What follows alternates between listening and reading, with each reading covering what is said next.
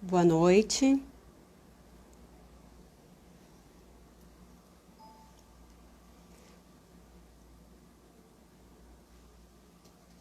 Eu gostaria de dar boa noite. Eu estou começando a ver as pessoas ingressarem na live. Enquanto esse tempo de entrarem vai acontecendo, eu gostaria de dizer a todos que sejam muito bem-vindos nessa atividade. É uma live que dá continuidade à série de lives promovidas pela Defensoria Pública, que iniciou por ocasião do Dia do Defensor Público e do mês da Defensoria Pública, e com a entrada da pandemia tem tido segmento. Eu vou me apresentar, eu penso que nem todos me conhecem. Eu sou Lisana Dallazen, psicanalista, doutora em Psicologia Clínica pela USP, membro do Grupo Brasileiro de Pesquisa Sandor Ferenczi e assessora de Planejamento Organizacional da Defensoria Pública do Estado.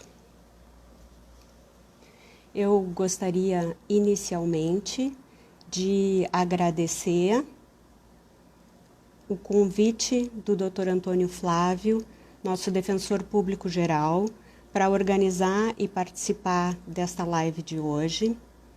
Também agradecer bastante a doutora Samara Herdert, coordenadora do CECADEP, e do Felipe Daroit, que contribuíram bastante para a realização dessa live. Eu vi que o nosso convidado, o Dr. Daniel Cooperman, já entrou. Eu vou chamar ele. Enquanto ele entra, eu vou dando um tempo para as pessoas também ingressarem na live e, em seguida, a gente começa o nosso debate.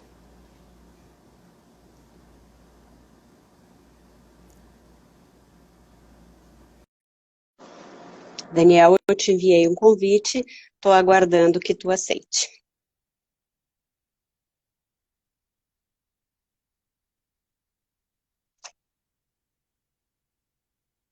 Essa é uma hora um pouco tensa da live, que é o convidado conseguir entrar.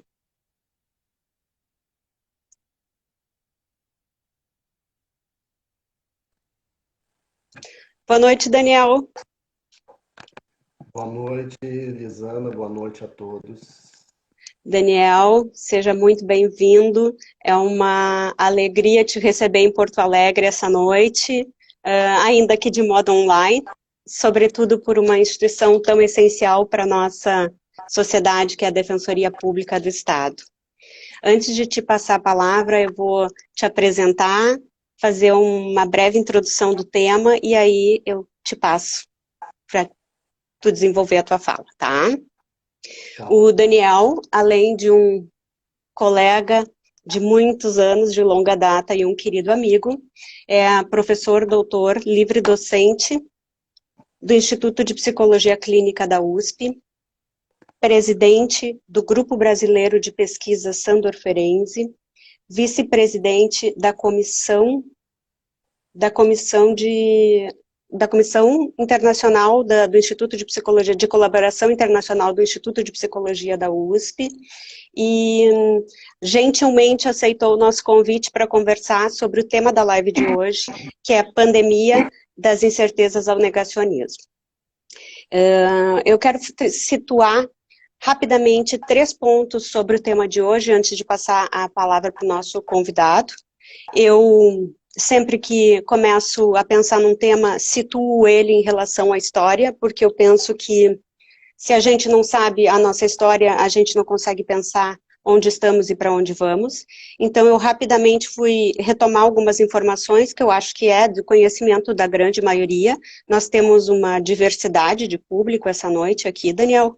Temos defensores e defensoras públicas, servidores da defensoria, assistidos, temos membros de outras instituições do direito do Estado, colegas da área da psicanálise que eu estou vendo que vieram nos prestigiar também. Então, eu vou situar, embora eu imagine que seja do conhecimento de todos, que tivemos já várias pandemias, e uma das principais foi a peste bubônica, a peste negra, na Idade Média, né? E o que eu quero marcar da peste negra é que ela teve uma duração de 5 anos, e o único meio que eles tiveram para combater a pandemia foi criar diques, criar muralhas que impedissem as pessoas de entrar na cidade. A gente teve outras tantas, mas a mais marcante depois disso, sendo que a peste negra matou cerca de 200 milhões de pessoas.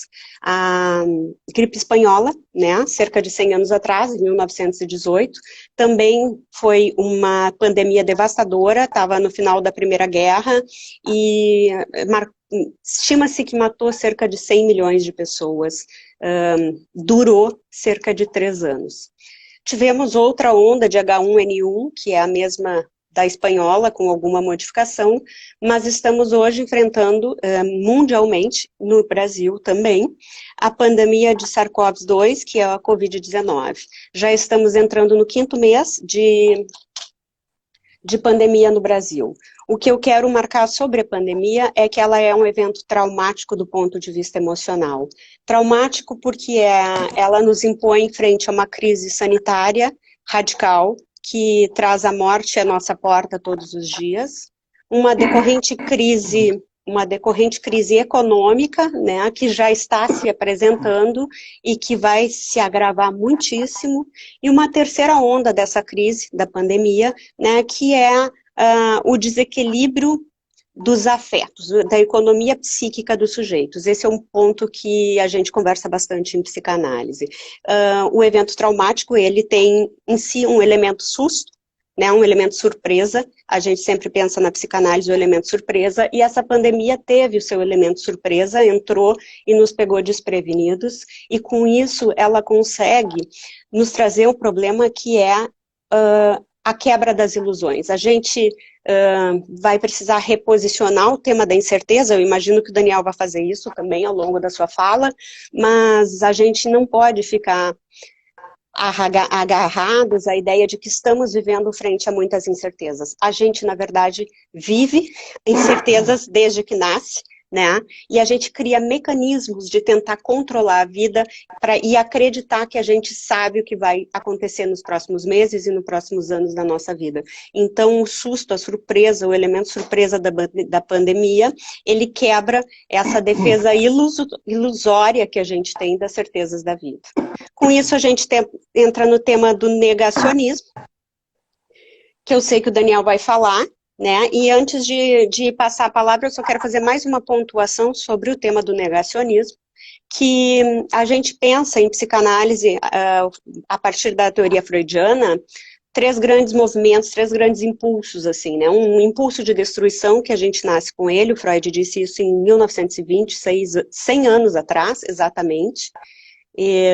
Ele fala de um princípio de prazer, onde a gente tende a buscar o prazer, e um prazer imediato e a qualquer custo, para tentar aliviar as tensões que nos coloca a vida e esse impulso de destruição, e ele nos põe a existência de um princípio de realidade. Esse princípio de realidade, ele deveria, em algum nível, ir suplantando o princípio do prazer, e deveríamos ser regidos pelo princípio de realidade. Então, acho que esse é o ponto que leva a nossa live de hoje, ter o tema da pandemia das incertezas ao negacionismo.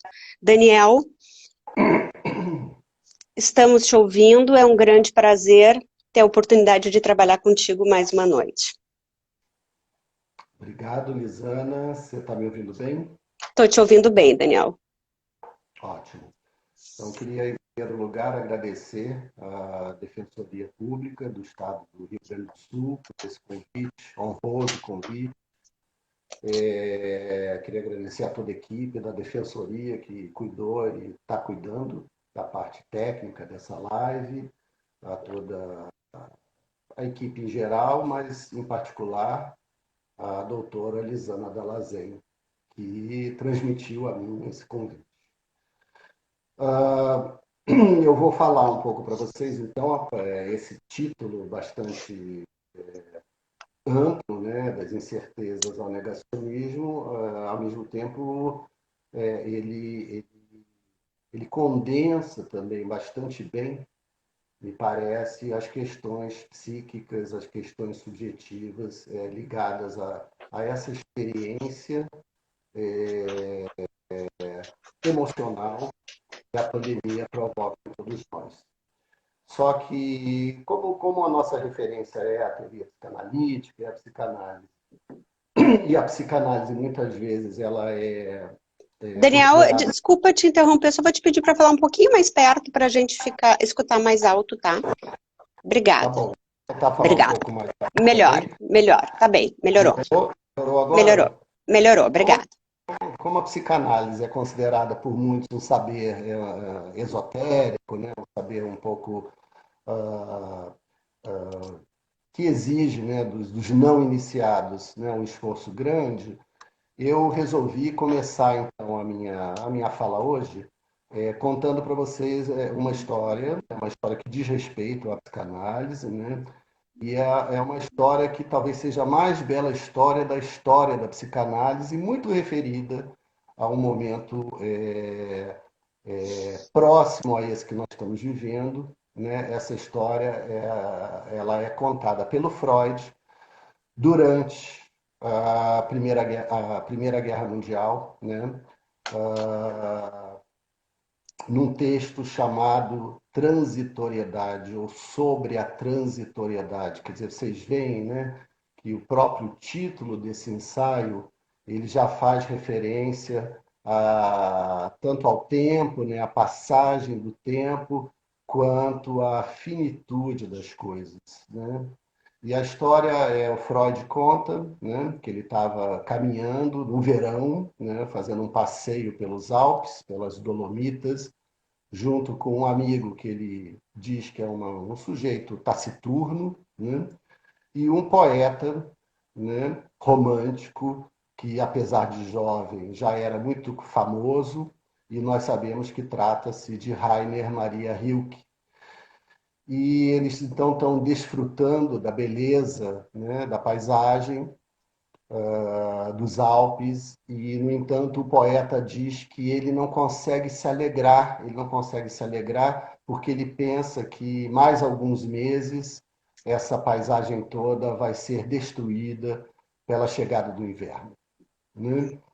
Então, a discussão que o Freud estabelece é justamente essa, né? Por que que para muitas pessoas, e talvez para a maioria das pessoas, né, essa perspectiva de que as coisas boas, de que as coisas bonitas, aquelas que deveriam nos alegrar na vida, né, elas não provocam essa alegria, ao contrário, né, elas provocam duas atitudes psíquicas diferentes, né?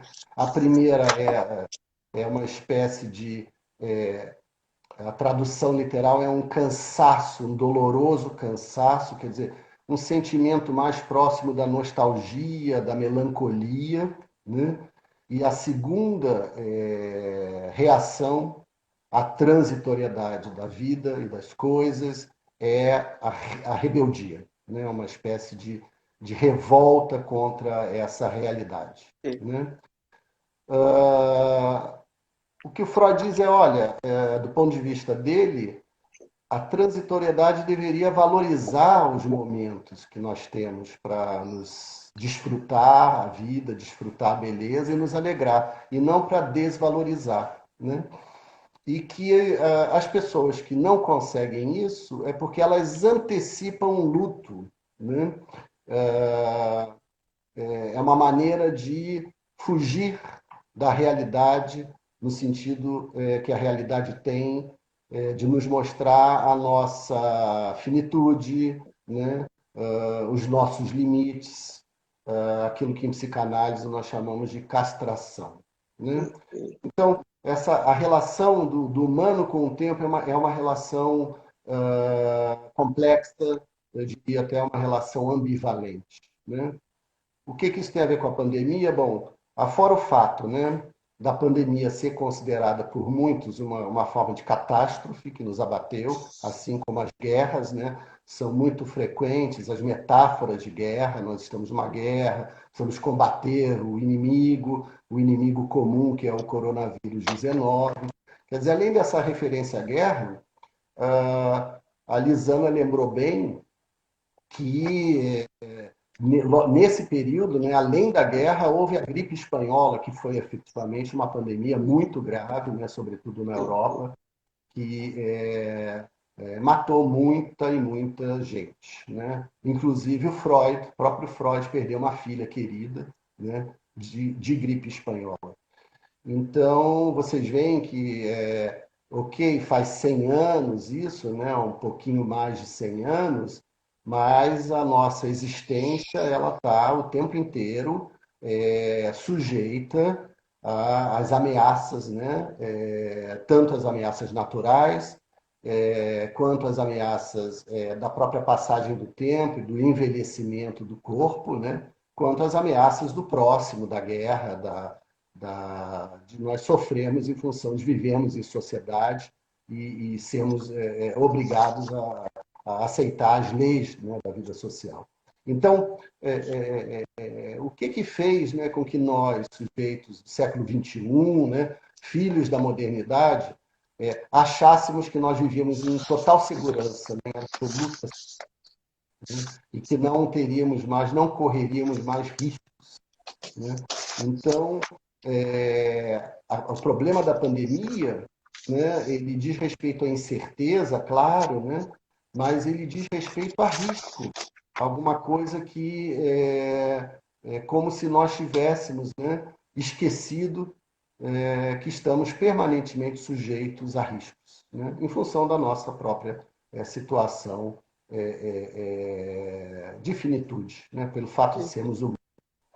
Bom, essa questão do tempo, ela me remeteu a uma espécie de refrão, né, ou mesmo palavra de ordem que nós vimos escutando, que é o vai passar, né?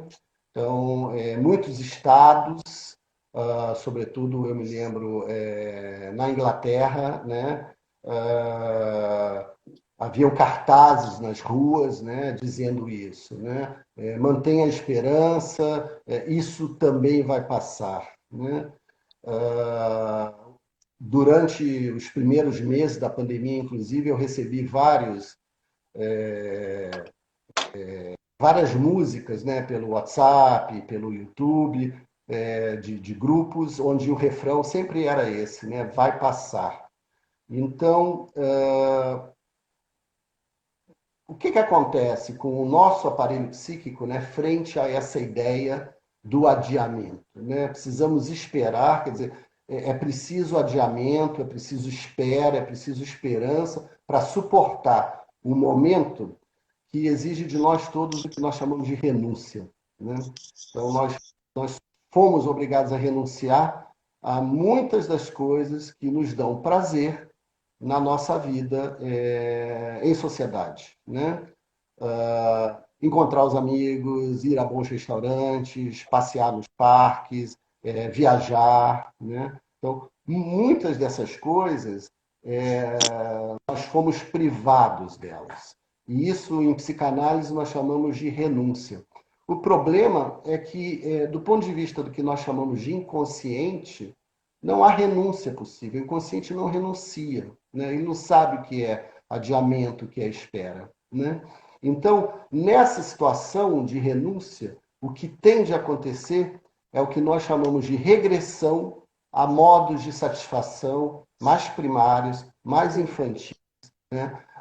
E podemos dizer, então, agora, falando um termo citado pela Lisana, mais ilusórios, né? Então, nós, no momento em que a realidade se mostra frustrante e exige renúncia, nós apelamos, né, inconscientemente, nós tendemos a apelar para a ilusão, né, para o pensamento mágico. Nós tendemos a regredir aos modos onipotentes do funcionamento mental, né? Então, eu acho que essa introdução, a partir de uma história, né, que é uma bela história do Freud e de uma situação próxima, né, da que nós estamos vivendo, que é a passagem do tempo, os ciclos da vida, né, a necessidade de espera, eu acho que a partir daí eu posso introduzir, então, o tema do negacionismo, né? Na verdade, eu vou falar no plural, vou falar dos negacionismos, tá? Mas antes, então, só reiterando, né, que essa pandemia nos pegou, né, desavisados, há esse elemento surpresa, né, e o trauma, a experiência traumática, ela é sempre atravessada pela experiência da surpresa, né? Por outro lado, como eu disse no início, ela só surpreende aqueles de nós, e somos todos, né, que acreditávamos que não havia mais risco, né, que nós vivíamos numa sociedade de controle e que essa sociedade de controle ela proporciona aos sujeitos segurança, né, e garantias. Como eu, e acredito que muitos de vocês, né, assisti a série, né, Game of Thrones, nós sabemos que winter is coming. Né? Parece que o inverno chegou. Quando o inverno metafórico chega, né, Aqui no sul não é só metafórico, né, Daniel? no sul não é, pois é. Não. Então, eu sou carioca, né? Então inverno não é muito a minha especialidade. E eu estou fazendo essa live da Praia Vermelha do Sul, próxima ao Ubatuba. Né? Mas o inverno chega, né? E nós tínhamos esquecido disso, né? Que o inverno chega. Então, quando o inverno chega, há regressões. Eu vou falar, as regressões elas são de dois tipos. Né? Elas têm uma dimensão benigna, que é uma dimensão de proteção. Essa eu provavelmente eu não vou falar, pelo menos na minha exposição, né? Porque ela nos ajuda, a regressão ela também por retornar, né? Retomar os modos alucinatórios do funcionamento mental, ela também nos ajuda a sermos criativos. Né? Mas existe ou existem as regressões malignas, né, ou patológicas, e é sobre essas que eu gostaria de falar hoje para vocês. Né? E eu queria começar dizendo que no Brasil hoje nós falamos muito em negacionismo. Né? O negacionismo é uma manifestação da regressão. Né?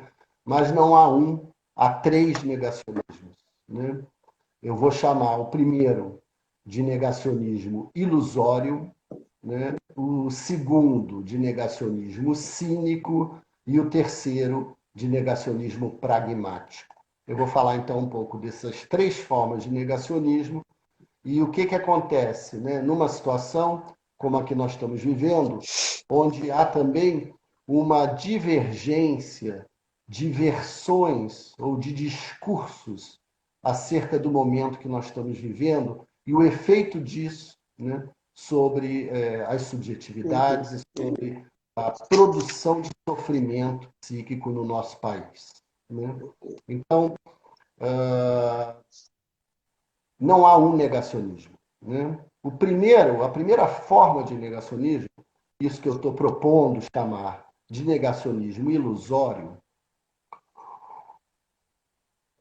essa forma de negacionismo ela é a mais genérica. Né? O que é o negacionismo ilusório? Eu até poderia dizer que ela está presente nas outras duas também, né? Na base das outras duas formas de negacionismo. O negacionismo ilusório é exatamente uma reação a uma situação que nos remete à impotência, né? E a uma espécie de experiência radical de desamparo. Então, frente à impotência, à experiência radical de desamparo, uma das saídas, e é uma saída ilusória, né, é exatamente inverter a equação e apelarmos para uma espécie de onipotência arrogante. Né? Aí sim, por isso eu propus chamar de ilusório, né, o negacionismo, porque ele é baseado em ilusões. Em que sentido? O sujeito negacionista, né, ou o negacionista iludido, ele sempre acha que sabe mais do que sabe, né, e que pode mais do que pode. Né? Então, o que acontece no negacionismo ilusório? Em geral, a promessa, né, de remédios, remédios no sentido amplo do termo, né, de soluções mágicas, para os problemas que nos afligem, né?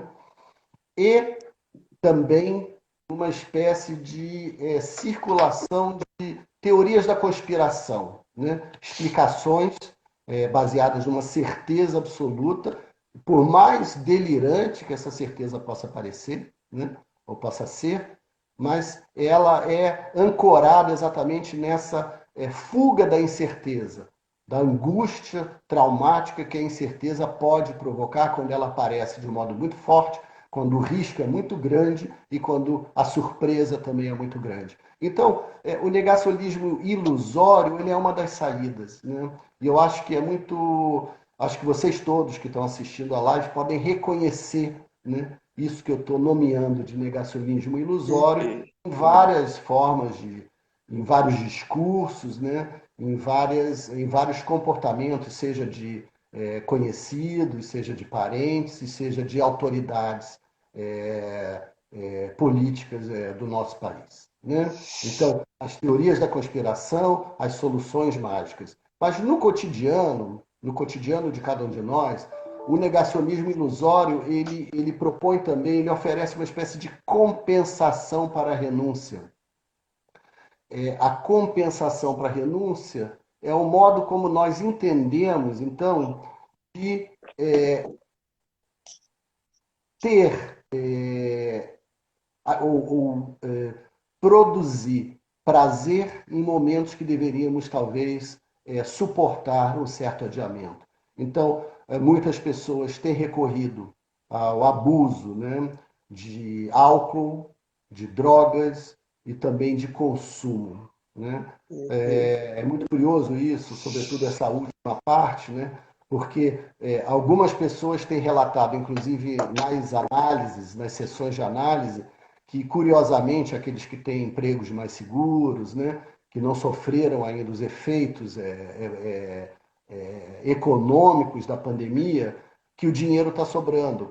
Claro que o dinheiro está sobrando porque deixou-se de gastar em muitas coisas, né? As pessoas adotaram, né, na sua grande maioria, as pessoas das classes mais favorecidas adotaram o distanciamento social, no primeiro momento o isolamento, né, e depois o distanciamento social, e deixaram de gastar com muita coisa e o dinheiro sobrou. Mas, novamente, né, seria preciso entender o contexto como um todo e por quanto tempo, por exemplo, né, os empregos estão garantidos, né, e muitas pessoas então decidiram reformar suas casas, comprar coisas que antes, né, não compravam, né, e assumindo muitas dívidas. E essas dívidas podem vir a ter um preço alto no futuro se elas estiverem baseadas exatamente nisso, nessa primeira forma de negacionismo, que é o negacionismo ilusório. Bom, a segunda forma de negacionismo, que eu chamei de negacionismo cínico, né, ela é um pouco mais sutil. Ela é baseada numa espécie de, eu vou usar aqui um termo psicanalítico, né, mas uma espécie de incremento perverso do que o Freud chama de narcisismo das pequenas diferenças. O que é o negacionismo cínico? É um negacionismo de algumas parcelas das classes privilegiadas ou muito privilegiadas, e aí eu incluiria não só os políticos, mas também muitos empresários e muitos comerciantes, não todos é preciso dizer, né, que acham que o risco ele é seletivo. Então acreditam que por ter acesso a bons hospitais, né, bons médicos, respiradores que funcionam, o que não é o caso, né, em todo o Brasil, e por se poderem se refugiar, por exemplo, né, em fazer um distanciamento, um isolamento social no conforto dos seus lares, né, que eles não serão atingidos pelo vírus, né? E o cinismo, no caso, a referência que eu estou adotando é um filósofo chamado Peter Sloterdijk, né? Que fala da razão cínica e faz a crítica da razão cínica. E esse filósofo, ele mostra como a razão cínica ela acaba valorizando, dando valor diferente para vidas diferentes. Então, o negacionista cínico é aquele que ele divulga o negacionismo para as classes mais empobrecidas, mas ele próprio se protege e acha que está seguro, né, e que está isento do risco da pandemia. Volta também o ilusório aí, né? Tem uma dimensão de Tem os ilusório, ilusórios. mas ele é uma derivação É, do ilusório. Ele é uma derivação porque ele é baseado nessa forma de cinismo, né? Isso também é muito perceptível, tanto em autoridades governamentais, quanto, como eu disse, em parte do empresariado, parte antes, né? Que não pega ônibus, né? Que não sofre os efeitos exatamente dessa aglomeração social, né?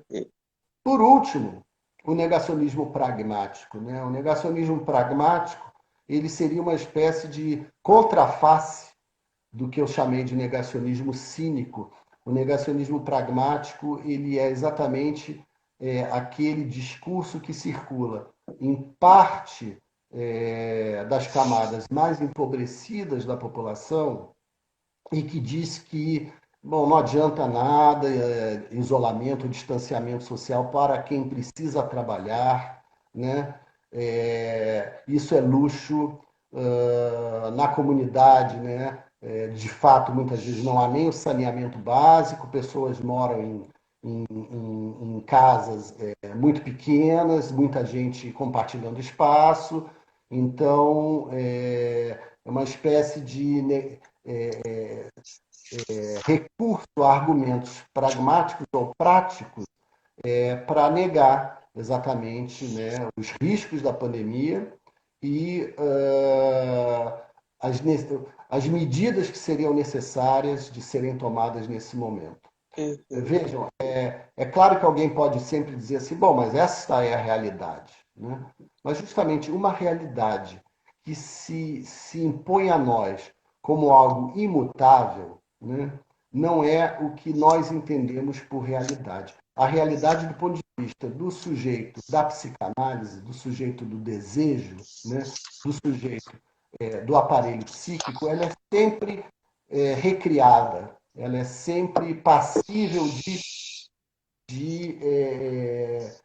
criação. Então, se nós dizemos, né, não, isso nada vai mudar, então não há nada a fazer, é uma manifestação de uma forma de melancolia também. E nesse caso, né, eu recorrendo então a uma noção do psicanalista Sandor Ferenczi, eu diria, é uma espécie de identificação com o agressor, quer dizer, o sujeito se identifica com o discurso das classes privilegiadas, né, ou mais favorecidas, e diz assim, bom, a minha vida não tem mesmo muito valor, então eu posso correr, eu não tenho alternativa.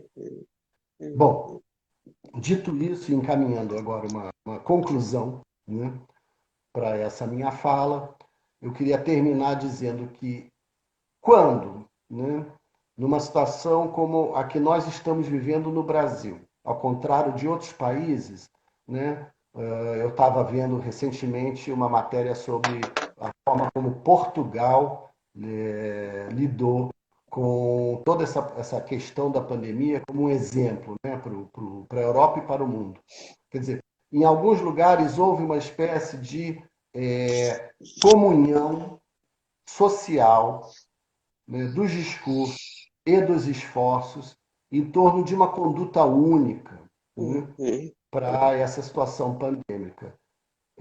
Nesses lugares, a tendência é de que os efeitos de destruição foram menores, né, ou tendem a ser menores.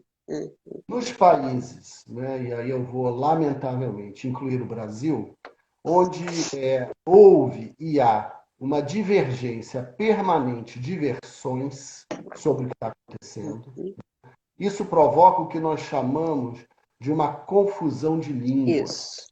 Né?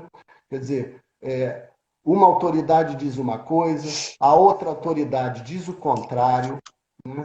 Uma terceira diz uma segunda, e nessa confusão de versões, o que acontece no nosso aparelho psíquico, uma vez que as autoridades são figuras muito importantes para dar uma direção para a conduta da população, né? O que acontece são duas coisas, né? A primeira, uma espécie de desconfiança, né, nas próprias percepções. Então, a tendência é as pessoas ficarem muito confusas e, na confusão, deixarem de acreditar naquilo que faz sentido para elas e que a razão delas ou a racionalidade delas diz que seria o mais correto, o mais adequado para aquele momento, né? E o segundo efeito é que isso tudo causa um enorme sofrimento psíquico, porque além da incerteza ou das incertezas trazidas pela pandemia, nós temos também as incertezas acerca das ações que nós deveríamos tomar, né?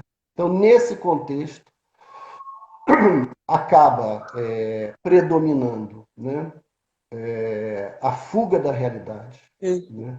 Nesse contexto, acaba predominando a ilusão e, muitas vezes, né,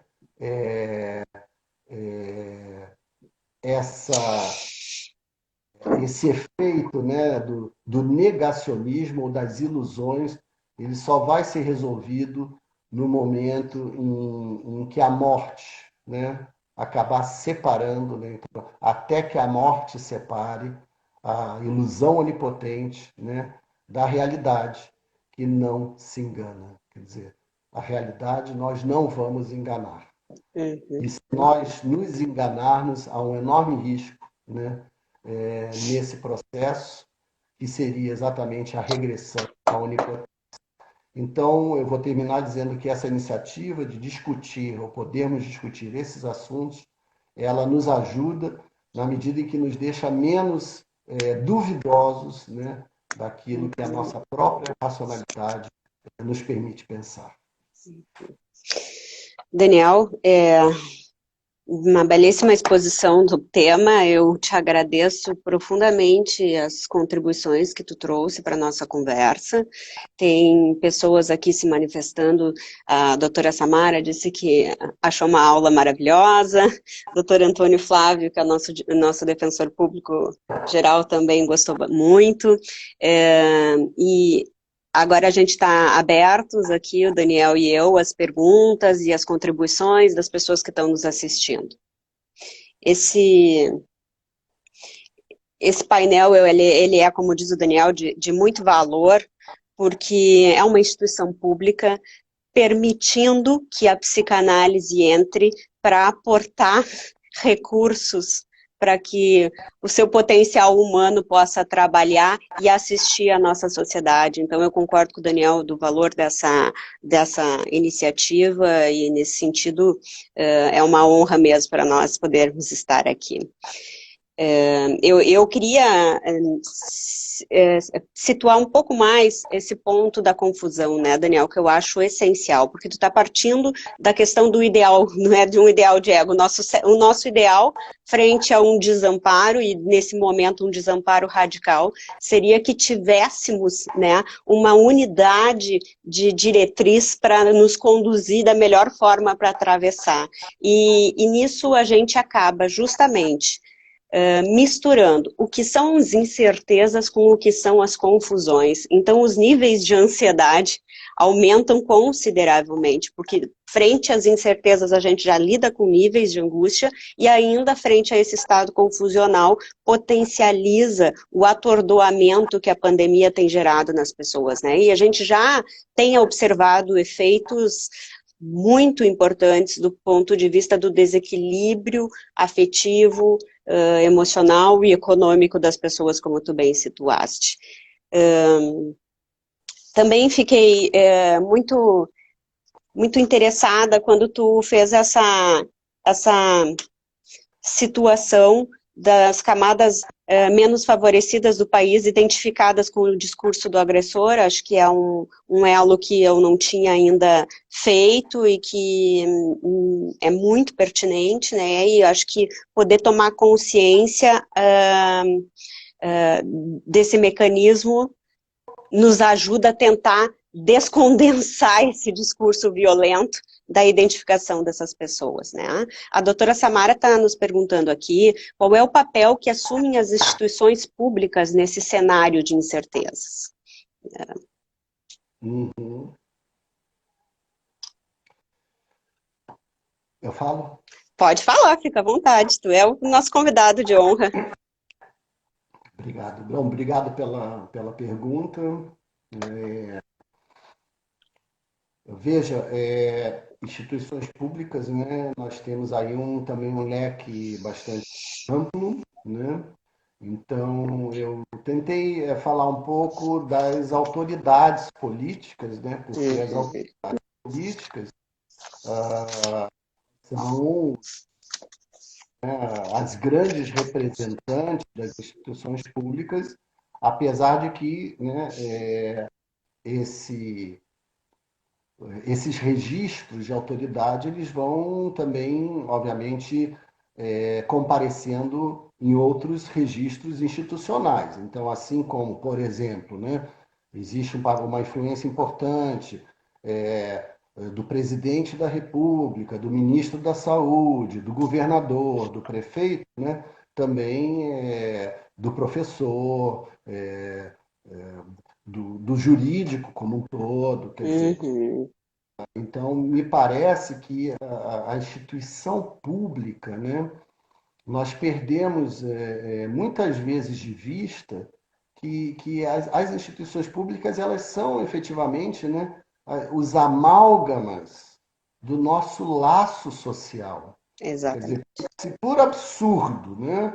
nós pensássemos um Estado, né, ou uma organização social sem instituições públicas, né, nós teríamos que pensar o fim da república, pensando, né, a res pública como a coisa pública. Então, eu acho da maior importância, e aí é preciso, nesse momento específico que nós estamos vivendo, doutora Samara, pensar nos hospitais públicos, né? Então, veja, e nos médicos, né, e nos diretores de hospital, e nos secretários de saúde de estados e municípios, né? Porque nós, no Brasil, nós vivemos uma situação diferente, por exemplo, da Europa, né? Muito diferente. Qual é? Eu estava tentando explicar isso recentemente para colegas europeus, né? Que nós aqui temos uma cisão social. Quer dizer, nós tivemos um momento da pandemia, em alguns estados estamos tendo, né?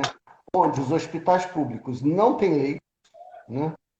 E os hospitais privados estão semi-vazios com risco de falir. Então, em São Paulo, por exemplo, né, isso aconteceu e vem acontecendo. Agora houve uma espécie de reabertura, né, dos serviços hospitalares eletivos, etc. Mas também por quê? Né? Enquanto a saúde pública, hoje eu acho que o percentual no estado de São Paulo é entre 60% e 70% de ocupação, né? Que é uma boa métrica, né? Por assim dizer. Nós sabemos de estados do Nordeste em que não há mais leitos, né, no serviço público de saúde. Mas enquanto nós tínhamos 80% de ocupação ou 90%, né, no serviço público, um hospital, por exemplo, como o Einstein, não tinha nem 40%, né, que é o top do modelo, né, da medicina avançada, né, no nosso país. Tanto Einstein quanto o Círio, né, são as duas referências que nós temos. Então, os números, mesmo os números de mortalidade, né, que são sempre em torno no Brasil, em torno de 1.000 pessoas, né, por dia, no estado de São Paulo, em torno de 300. Se você fosse ver nos primeiros 2 meses de pandemia, no Hospital Albert Einstein tinham falecido 5 pessoas, né? Então, o que isso quer dizer? Isso quer dizer que há uma espécie de... quando nós falamos na pandemia no Brasil, nós temos duas realidades muito clivadas, né? Muito cindidas. Então, na Europa, não, né? Porque na maior parte da Europa, os serviços hospitalares são públicos. Então, nós teríamos o que se chamaria de uma fila única, né, por assim dizer, dependendo, obviamente, da localização da cidade, né, ou da região onde o cidadão mora. E ali ele tem maior ou menor acesso a tratamento em função da crise naquela localização, mas não por uma cisão social. Né? Então é muito difícil de explicar isso para os estrangeiros. Né? Então, voltando à questão, né, das instituições públicas, né? Quer dizer, os profissionais da saúde tiveram e estão tendo um papel muito fundamental e muito importante, né, nesse momento, e sobretudo das instituições públicas, porque é efetivamente onde há uma sobrecarga, né? Uma sobrecarga de trabalho, uma sobrecarga emocional, uma sobrecarga de sofrimento e uma sobrecarga de risco para os próprios profissionais. Né? Então, acho que é um exemplo belíssimo, né? A gente realmente precisa, como se fez no início, né? Os aplausos, né? Nas grandes cidades, nós assistimos isso muito na Itália, né? Na Espanha, quer dizer, só que, claro, a linha de frente são os profissionais da saúde, né? Mas nós temos toda a linha, né, da retaguarda, dos profissionais que trabalham em instituições públicas e que efetivamente sustentam, né, o tecido, vamos chamar assim, o contrato social no nosso país. Né?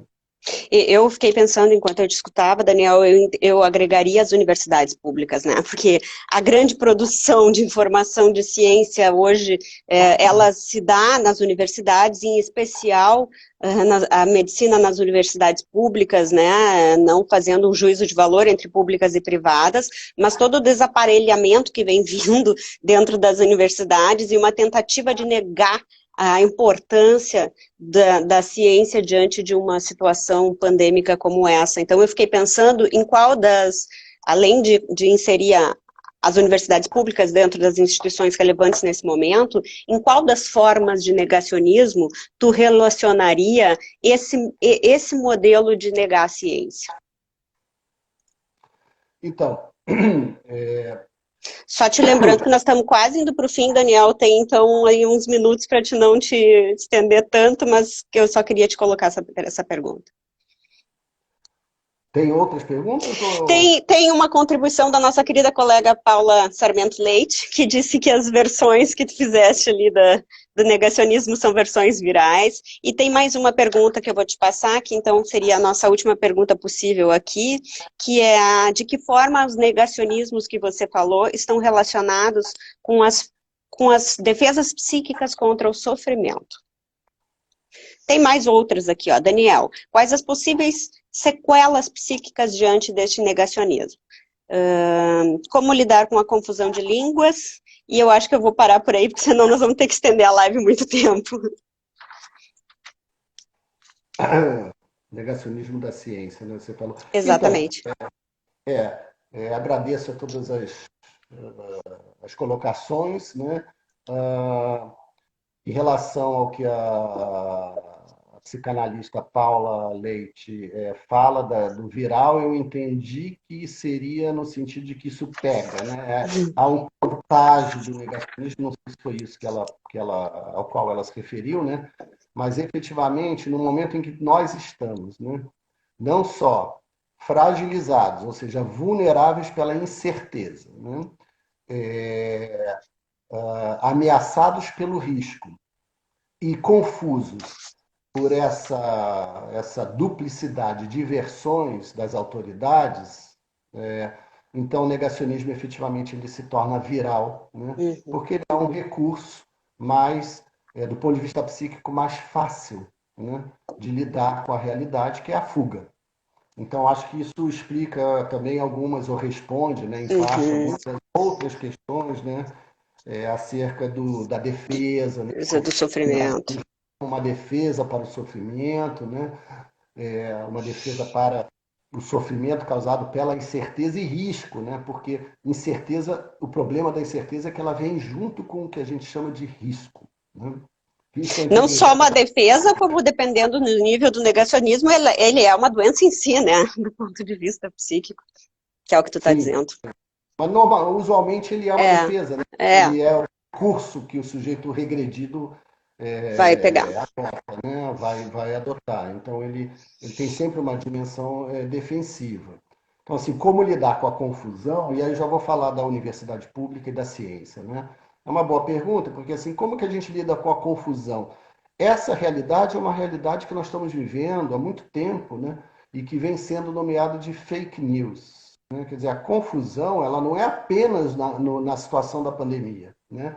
A nossa sociedade ela vem sendo atravessada por essa confusão de línguas, né? Em função de uma espécie de acesso muito, de um lado, muito democrático, né? Mas de outro também muito sujeito à circulação de falseamento da realidade, né? De falseamento dos fatos. Né? Isso tem sido utilizado, sobretudo, né, como uma espécie de capital político.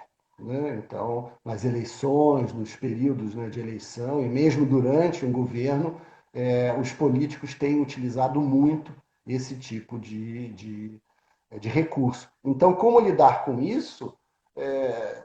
Fazendo circular versões, né, que façam mais sentido para a maior parte das pessoas, Uhum. ou tentando promover encontros e afinidades, né, dentro do que é possível. Quer dizer, uma luta permanente eu chamaria de uma gestão permanente, né, seguindo Uhum. Freud, do mal-estar. Uhum.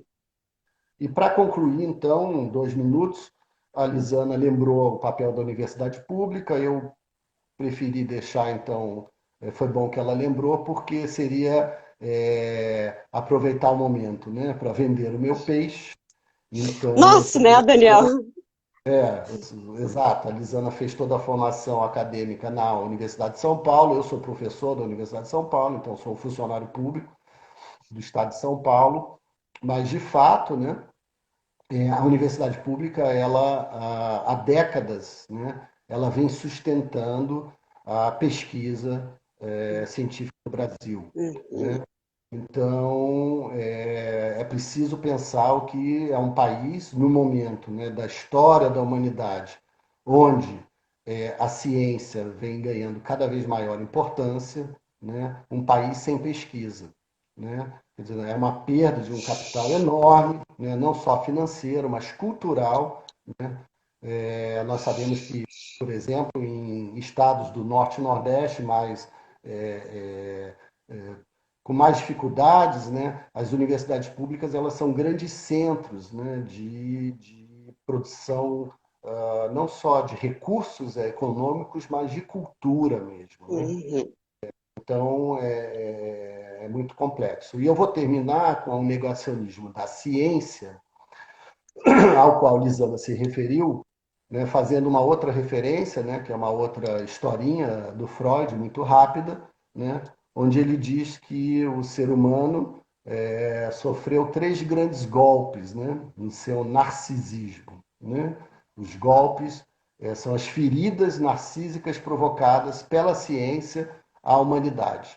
Então, a primeira, ele diz, a primeira foi a ferida cosmológica, promovida pelo Copérnico. Né? O Copérnico Uhum. disse: a Terra não é o centro do mundo.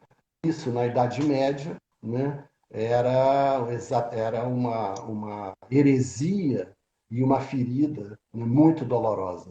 A segunda, né, o Freud diz, foi o Darwin, né, no momento em que ele, com a teoria da evolução, ele tenta, né, defender a ideia de que o homem, né, não é a imagem e semelhança de Deus, mas sim, né, uma evolução de outros mamíferos. Né?